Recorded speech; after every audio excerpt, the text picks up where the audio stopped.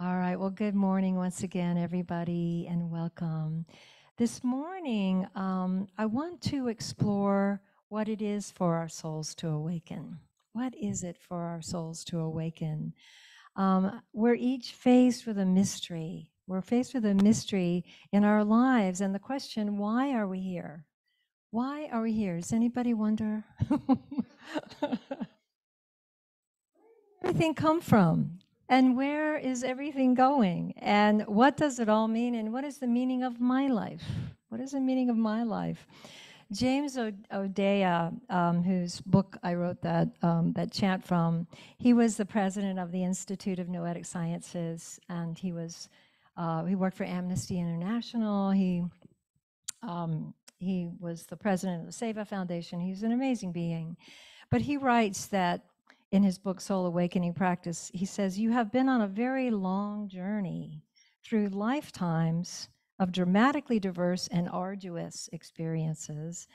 Every single experience, every significant experience, not every single one, but every significant experience is part of a continuum of connected lifetimes acting as a record of your progress towards eventual soul awakening. Does that sound true? Does that sound right? I've been contemplating this quote, and, this idea that in this realm we're in of time and matter, we seem to be on a journey. We seem to be consciousness in a body, and we seem to be growing and changing, especially if we're making efforts towards growing and changing. It seems to be a journey in this form. And the arduous experiences that he mentions, Thich Nhat Hanh has another way of describing that. He calls it compost. That's the nice word for it. that these challenges in our life are like spiritual compost. And they really do make us grow and evolve. And Eckhart Tolle says that at some point we get wise enough to use everything to evolve. And most people I know are going through something challenging, or they have recently gone through something challenging. I know for me, I gave a concert in Paradise, or Chico, last month, and I didn't plan it, but I happened to be there for that 5th anniversary of the Paradise Campfire. And I lived in Paradise during that time, and I lost everything I own in that fire. I happened to be at Brightonbush giving a retreat, gratefully, so gratefully. But that was definitely an incredibly transformative experience. It was life-changing for me, and I learned really important soul lessons, really important, that I thought I already knew, because I talked a lot about impermanence and non-attachment. But boy, there's deeper levels. And then even deeper yet was when my mom died 5 months ago. She left her earthly body. That Paradise Fire was nothing compared to what I went through facing the loss and the grief, but also just the tremendous amount of growth, because I was so determined to find what doesn't die, what lives on, what is eternal. And I've talked about that a lot too, and I've felt that a lot. But to know it on a deeper level was the only way for me to find peace when my mom was on the other side, right? So yeah, I grew tremendously through those. Those are the two big ones in my life recently.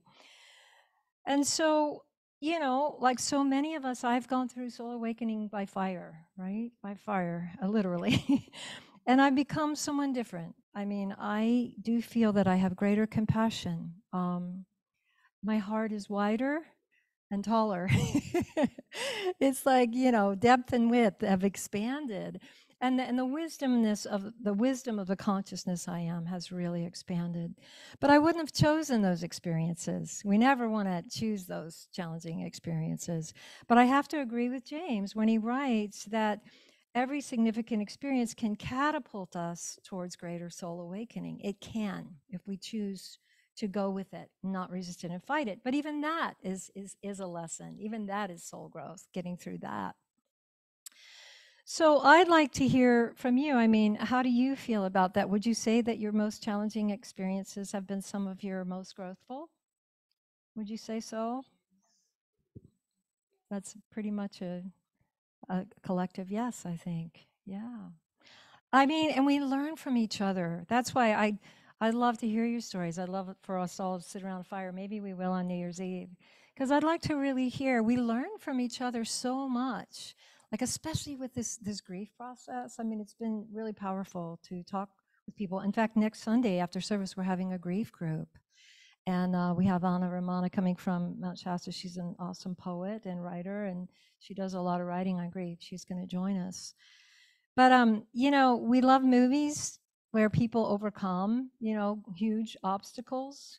You know, it's kind of like it helps us figure out how to overcome obstacles ourselves. Like, you know, Sam and Frodo and Lord of the Rings. Do you remember Frodo? You know, sweet little, humble little hobbit with this incredibly big, pure heart.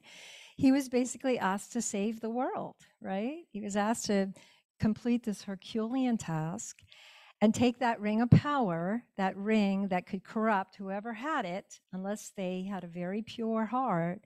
He had to take it into that land of Mordor and throw it into the crack of doom, into the volcanic fires where it had been created. Because if that ring got in the wrong hands, if power got in the wrong hands, it could destroy the world. Does that sound familiar?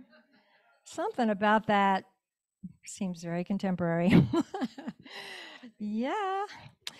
No, but Frodo being the sweet, humble being, he didn't think he had it in him. You know, he was afraid. Just like we all are when we have to face something huge in life, right? But because of his love for the world, especially for the little Shire town where he lived, his hobbit town, the Shire, he accepted the task of basically saving the world. And as the story unfolds, we watch Frodo face his own temptations for power, right? Holding that ring and becoming invisible. And so he started realizing, ooh, power feels pretty good. And that's where his dear friend Sam came in, right? His humble little friend Sam, the most loyal friend anybody could have, helps him stay the course, right? At one point, when Frodo's just overcome with doubt, Sam says, a new day will come. A new day will come. And when the sun shines, it will shine out the clearer. And Sam just kept reminding Frodo of the light within him and the goodness within him, right? That's the kind of friends we need, right? And so, you know, those two friends, they journeyed through all these trials and all this darkness and that really big spiders. And they, you know, had all kinds of trials, but they grew in ways they'd never imagined. And they had actually no idea how much courage they could find in themselves and how much bravery and the capacity that they actually had in their own hearts. And through all their trials, they discovered themselves. They discovered themselves. And so what I got from this story, The Lord of the Rings and Sam and Frodo, is that we have to hold on to the goodness in our hearts. We have to hold on to that goodness. We have to cultivate it, our innate goodness, our innate godness, our true nature as love. You know, love is the greatest power. And so, you know, our journey, it seems to me, is to continually grow out of smaller versions of ourselves. Would you say, does that sound right? Growing out of smaller versions of ourselves into greater and greater expressions of who we can be. Joseph Campbell, he wrote, we're all heroes struggling to accomplish our adventure. As human beings, we engage in a series of struggles to develop as individuals and to find our place in society. You know, when Mom passed, right before she passed, I told her I really want to do this unity community of Ashland. And I really I have felt her say, yes, do this, you know? And one of her most important pieces of guidance is have fun. That's why you're here. Just have fun and make it joyful and love what you're doing, and it'll all work out. Yeah.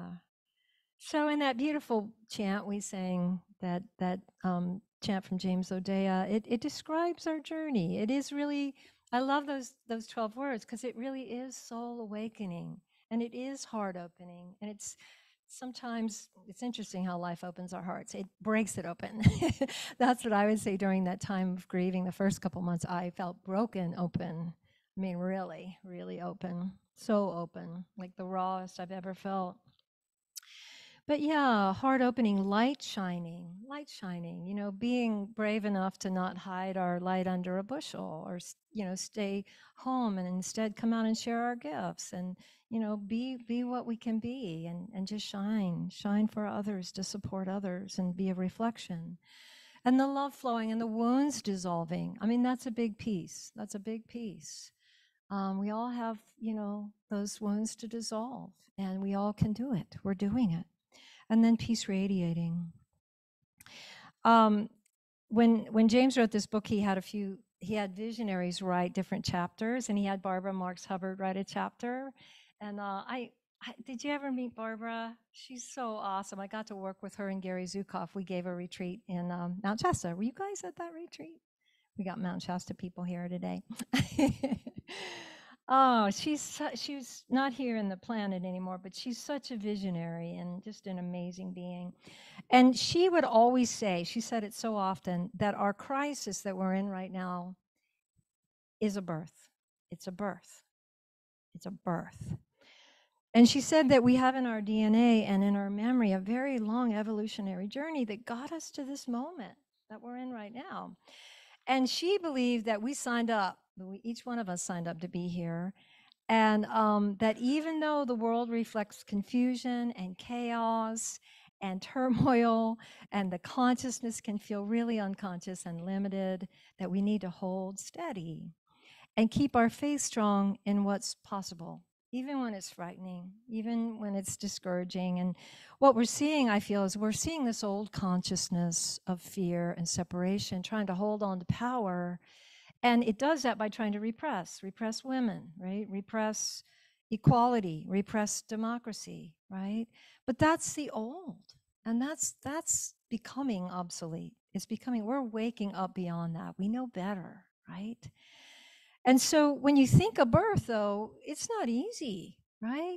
How many people have given birth? It's not easy, right? There's sometimes complications. There's pain sometimes we're not sure we're going to make it, right? But we don't give up. You can't give up, right? You can't give up. You have to stay with it.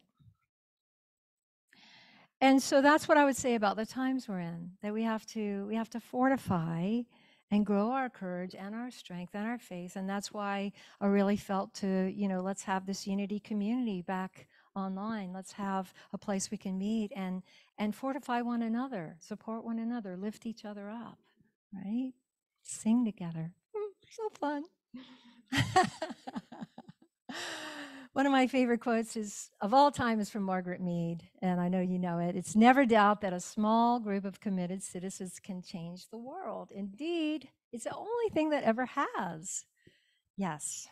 And so the truth is the genius that created all life, that created the rain and the creeks and the mountains and the awesome beauty of this planet, that genius is in us. We are informed by that light, by that genius. Barbara wrote that we're moving from Homo sapien to Homo universalis, and that, we're the first generation to do this, and so there's no map. There's certain things I'd like to Google, but you can't find it, right? There's no map. We're the pioneers, right, at this stage of evolution we're in. Have you watched that new series from Steven Spielberg? What is it, Life on Our Planet? Has anybody watched that? Well, it's so fascinating to me that the dinosaurs lived here for 165 million years. It's so hard for my mind to conceive of that. And they didn't change very much. It was only 250,000 years ago that our modern human, Homo sapien, came online. Only 250,000 years ago, that's not very long. And only 50,000 years ago, we started using language. So, I was laying in bed last night thinking about how far we've come. Even just the last couple hundred years. I mean, telephones. We didn't have telephones. We didn't have electricity. We didn't have cars. We definitely, weren't traveling to other planets or moons. So we have come a long way, baby, right? And we've got such possibility in our evolving.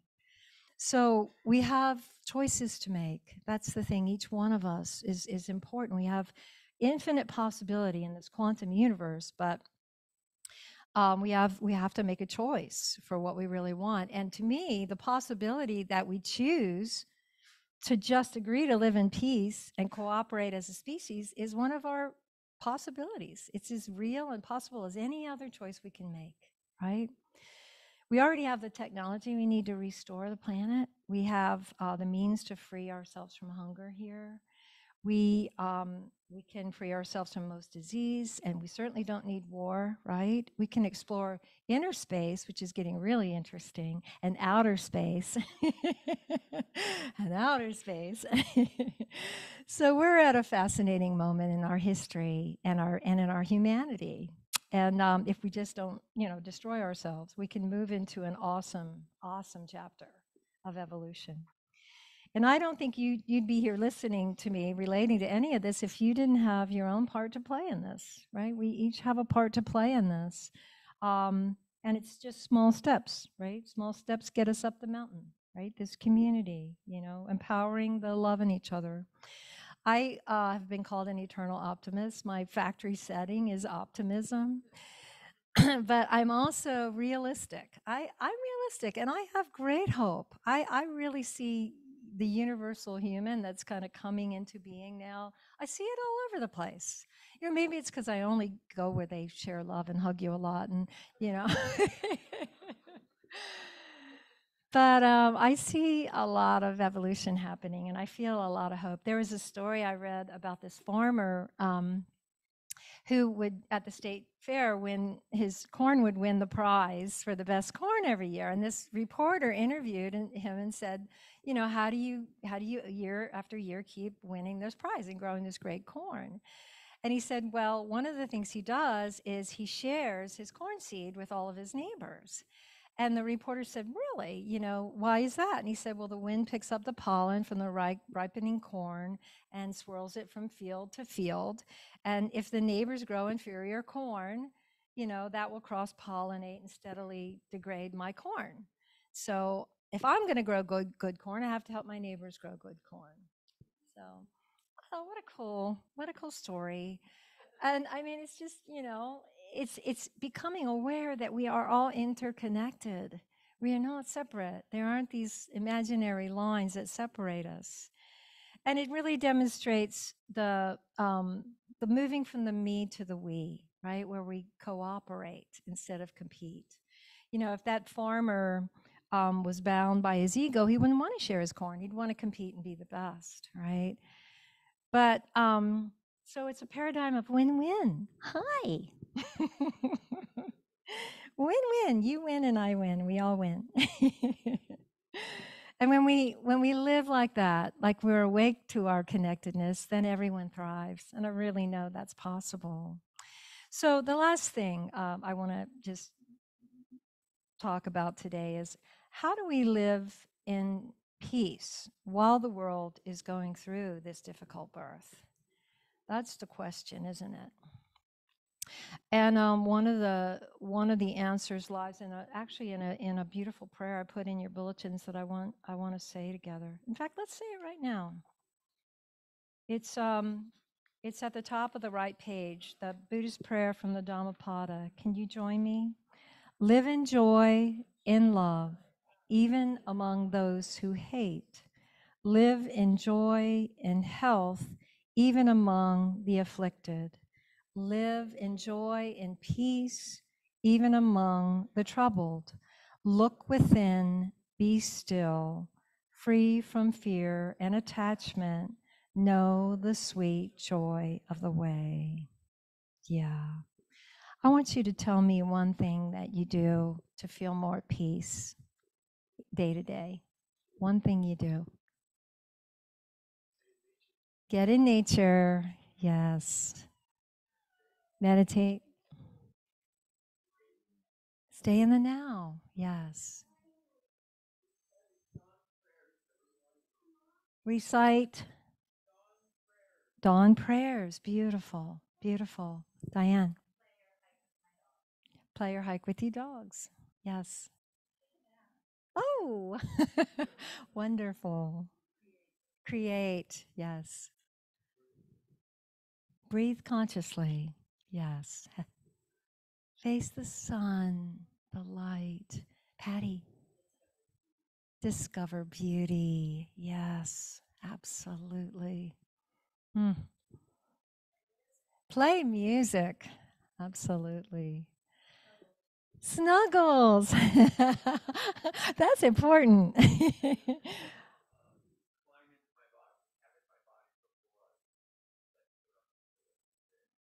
Yes, climb into your body. I like that, Alice. Swim. Of course, you have a song about it. I love that song. Yes, be grateful. That's so good. Yeah. Love more. You all know this is the advanced class here. Did you have something? What do you do for peace? You listen to your ancestors. That's incredible. Oh, that is such a good reminder. Thank you. Yes? What do you do? You be joy? Yes, you have brought everybody a lot of joy today. Wow. Wonderful. I love this. It's so beautiful. It's so true. Everything that you've shared is such a part of it, such a key part.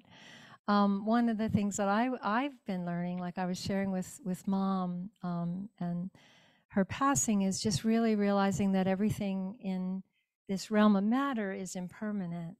So I've really reflected on impermanence, and I thought, if we didn't have impermanence, how could we evolve, right? If we didn't have impermanence, we wouldn't have fall or spring. So there's a place for everything under heaven, you know, and impermanence is just part of the experience here. Um, yeah, we're playing in form, but there are things that are not subject to matter. What is that? What is it that's not subject to matter or death? Love, thank you, and consciousness, right?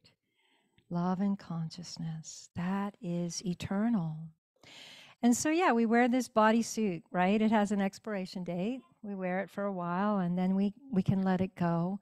But as Einstein said, energy cannot be destroyed. And for all my scientist friends that say, oh, when we're dead, we're dead, I'm like, wait a minute. Einstein said energy cannot be created or destroyed. So that's another big piece of, I think, what brings us peace is becoming awake to consciousness that we are, becoming awake to love that we are, to what is eternal and unchanging. That really helps us in the midst of all the change, especially when the change is challenging. So I want to leave you with hope and faith today. It's the first Advent of Sunday, and the focus normally is traditionally on faith. And I really feel that, you know, we have reason to be hopeful and have faith, and to remember that each one of us has a really important purpose here, and to stay steady in all the challenges, and remember the power of prayer. This prayer is a good one. You can take your bulletins home and remember this one: soul awakening, heart opening, light shining, love flowing, wounds dissolving, peace radiating. May you, each one of you, may all your loved ones, and may all beings awaken and be at peace and be happy. Thank you all. Om Shanti.